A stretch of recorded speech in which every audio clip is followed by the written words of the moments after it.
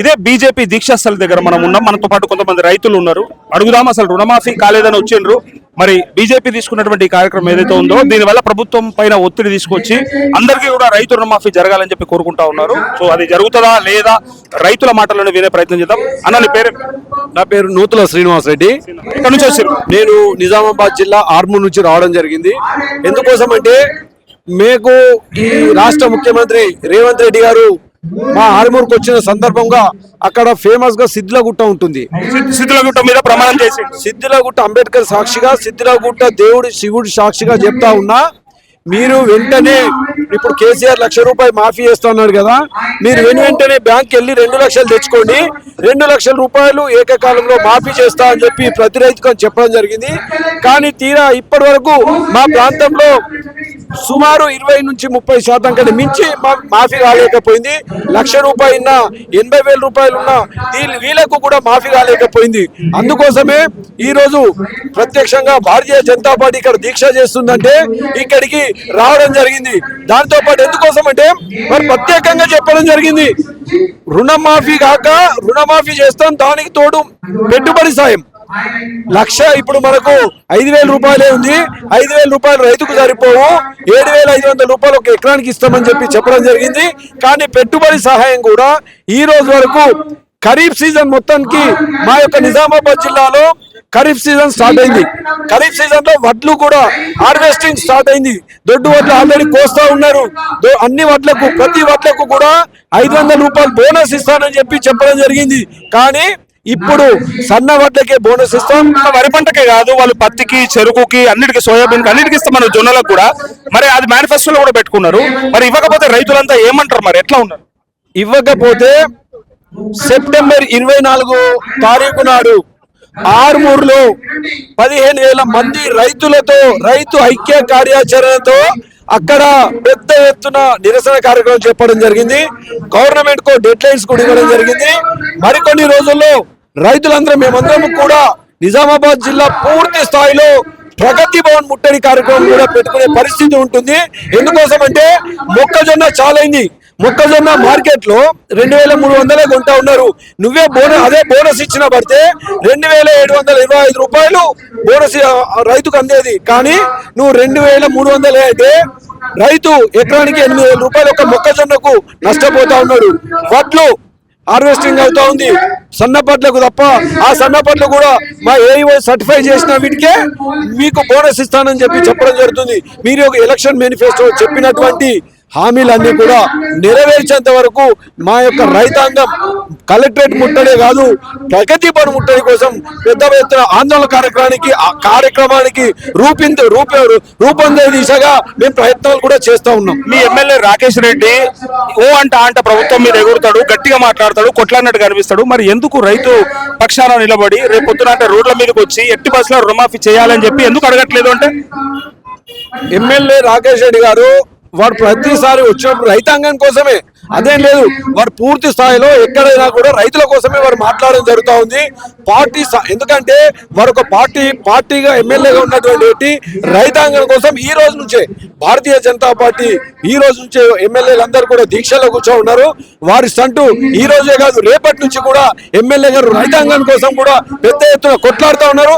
రేపటి నుంచి కూడా మరి పెద్ద ఎత్తున ఆందోళన కార్యక్రమం కూడా చెప్పారు. ఎంత ఉంది లోన్ నీకు? నాకు ఇప్పుడు 2,86,000 అయింది. 86,000 ఎక్కువ ఉంది కాబట్టి అయితే నేను 2,86,000 ఉంటే 86,000 బ్యాంకులు కట్టమంటే కూడా కట్టేసావా? కట్టినా కూడా ఇప్పటి వరకు మాకు రుణమాఫీ లేదు. అవసరం అనుకుంటే ఫ్యామిలీ రేషన్ కార్డు పేరు మీద మొన్న రేషన్ కార్డు లేదని చెప్పి వచ్చి ఫోటో తీసుకోవడం జరిగింది.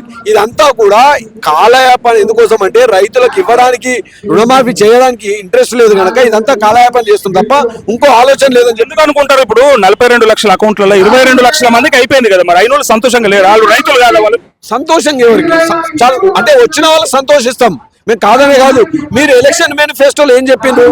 ప్రతి రైతుకు అని చెప్పడం జరిగింది. తర్వాత కుటుంబంలో ఒకరికని చెప్పడం జరిగింది. కుటుంబంలో ఒకరికి తర్వాత రేషన్ కార్డు ఉన్న వాళ్ళకి అని చెప్తా ఉన్నారు, లేదా ఐటీ ఉన్న వాళ్ళకి కాదని చెప్తా ఉన్నారు. ఎన్నో రకాలుగా కొరివి పెడతా ఉన్నారు. కనుక మేము ఒకటే అంటున్నాం, బేషరతుగా మీరు ఇచ్చినటువంటి ఎలక్షన్ మేనిఫెస్టోలో మీరు ఇచ్చినటువంటి హామీ ప్రకారము బేషరతుగా ఏదైనా మీరు ఇచ్చిన హామీని కట్టుబడి ఉండాలి, రైతాంగాన్ని ఆదుకోవాలని చెప్పి మేము డిమాండ్ చేస్తా ఉన్నాం. నమ్ముతున్నారా మీరు ఈ దీక్ష వల్ల ప్రభుత్వం దిగేస్తుందని, లేకపోతే చలనం ఉంటుందని? కంపల్సరీ. ఎందుకోసం అంటే భారతీయ జనతా పార్టీ అంటే ఓ నమ్మకం గల పార్టీ.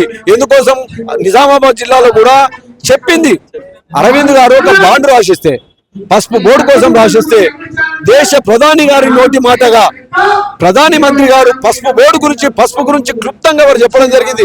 ఎందుకంటే భారతదేశంలోనే నిజామాబాద్ జిల్లాలో 33% పసుపు పండే జిల్లాగా ఉంటుంది కనుక ప్రత్యేకంగా మోదీ గారితో కూడా పసుపు బోర్డు కూడా తీసుకురావడం జరిగింది. వచ్చిందా పసుపు బోర్డు? నడుస్తుందా? ఆల్రెడీ డిక్లేర్ చేయడం జరిగింది. దాని విధి విధానాలు కూడా ఖరారు చేస్తా ఉన్నారు. ఇప్పుడు అరవింద్ గెలిచినప్పుడే 5 రోజుల్లో తెస్తా, గెలవంగం తెస్తా అన్నాడు కదా, మరి ఎందుకు అంత టైం పట్టింది మరి బీజేపీకి? అంటే వారు 5 రోజుల్లో చెప్పలేదు, పసుపు బోర్డు తీసుకొస్తామని చెప్పడం జరిగింది. దానికి అనుగుణంగా వారు చెప్పిన సమయానికే, ఎందుకోసం అంటే చెప్పిన దానికి అనుగుణంగానే అప్పుడున్నట్టు దాంట్లో విదేశీ అక్కడి నుంచి కూడా ఇక్కడికి దిగుమతి చేసుకునేది, దిగుమతిని పని చేయించాడు, ఎక్స్పోర్ట్ చాలు చేయించాడు.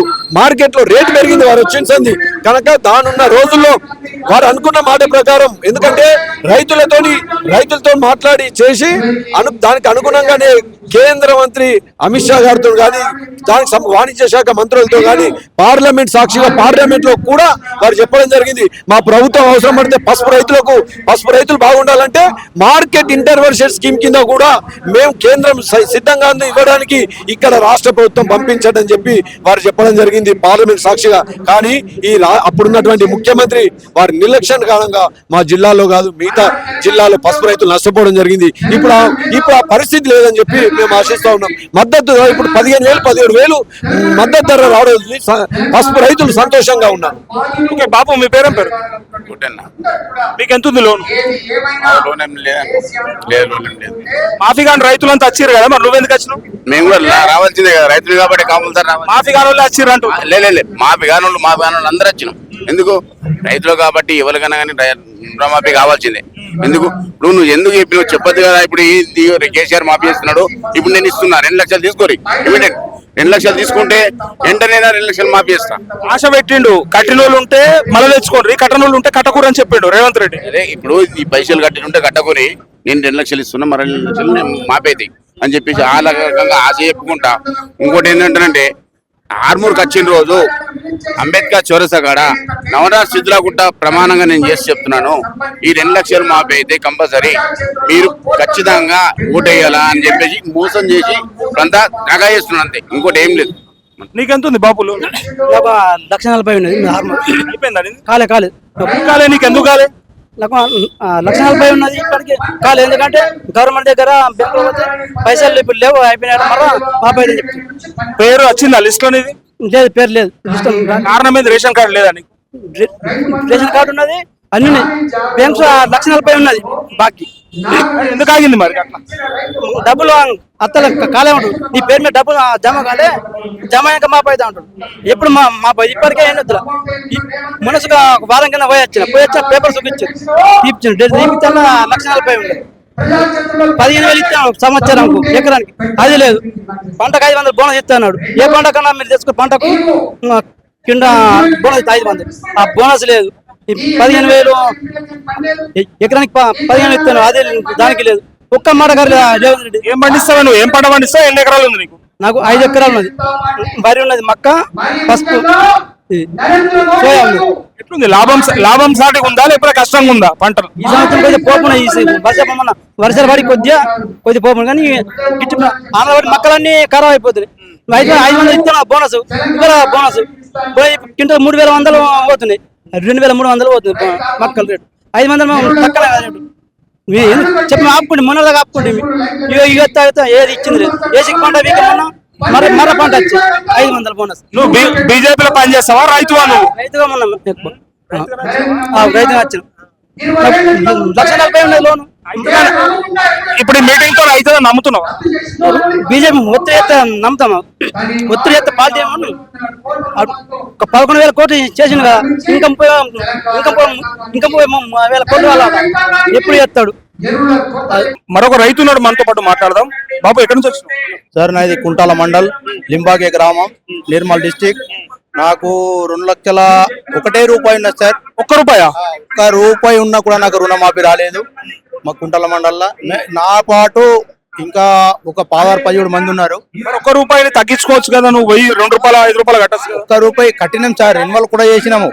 పోయిన జూన్లో రెన్యువల్ చేసినాం సార్. రెన్యువల్ చేసిన తర్వాత కూడా మాకు వస్తుందని చెప్పిండు మేనేజర్. ఇక చూస్తూనే ఉన్నాము, ఇప్పటిదాకా రాలేదు రుణమాఫీ. 1,00,000 లోపు ఉన్న వాళ్ళకి వచ్చింది, మళ్ళా 1,00,000 లోపు మళ్ళా 90,000 ఉన్న వాళ్ళకి వచ్చింది, మళ్ళా ₹2,00,000 ఉన్న వాళ్ళకి కూడా మాకు 1,99,999 వచ్చింది సార్. మాకు 2,00,000 ఇప్పటికైతే రాలేదు. వస్తుందని మేము ఈ ధర్నా కోసం వచ్చినాము, రైతుల కోసము. ఏమంటారు రైతులంతా, ఏమంటారు మీ జిల్లాలో కానీ రాష్ట్రంలో? మా రాష్ట్రంలో ఏమంటున్నారు, రేవంత్ రెడ్డి తప్పు చేస్తున్నాడని గుణపాఠం చెప్తున్నాడు సార్. మిగతా వాళ్ళకు పడ్డ వాళ్ళకే డబ్బులు పడ్డాయి సార్. మళ్ళీ మిగతా వాళ్ళకు పడవ ఉన్న వాళ్ళకైతే అసలుకే వాళ్ళు ఇప్పటికి పడ్డ వాళ్ళకే డబ్బులు పడ్డాయి. ఇట్లా తప్పు చేస్తున్నాడు, ఇట్లా కరెక్ట్ కాదు రేవంత్ రెడ్డి అని మాట్లాడుతున్నారు సార్. రైతులకి ఇప్పుడు ఇలా రైతు బంధు కూడా పడలేదు, దానికోసం కూడా వెయిట్ చేస్తా ఉన్నారు. సన్న వరికి మాత్రమే బోనస్ ఇస్తా అంటుండు. మరి రైతులు ఊరుకుంటారా? ఊరుకుంటారు సార్. ఎందుకు ఊరుకుంటారు సార్? సన్నము రైతుకి ఇస్తాము ఒకటి అనుడు, దొడ్డు వాట్లకి ఇస్తాము ఒకటి అనుడు, అది కరెక్ట్ కాదు సార్. ఇప్పటికి రైతు బంధు ఇప్పటికే ఒకటి వేయలేడు, ఇది కూడా దసరా లోపు 12కి వేస్తామంటున్నాడు. అది కూడా ఇంకా వేస్తాడా వేయాలా, అది కూడా మాకు ఇంకా భరోసా లేదు సార్. ఏదన్నా భరోసా ఒకటే ఇస్తే ఇయ్యాలా, లేకపోతే ఇయ్యద్దు. ఇట్లాంటి గరీబ్ వాళ్ళు ఉన్నారు సార్ రాష్ట్రంలో, బాగా గరీబ్ వాళ్ళు రైతులు. ఇప్పటికి రైతు బంధు మీద మత్తు ఉన్నారు బతికేటోళ్ళు. వేస్తే కూడా మంచిగా ఉంటది, వేయకపోతే ఇక ఇదే వ్యవస్థ ఉంటుంది సార్. ఇక ధర్నా చేస్తూ ఉంటుంది. Okay, thank you.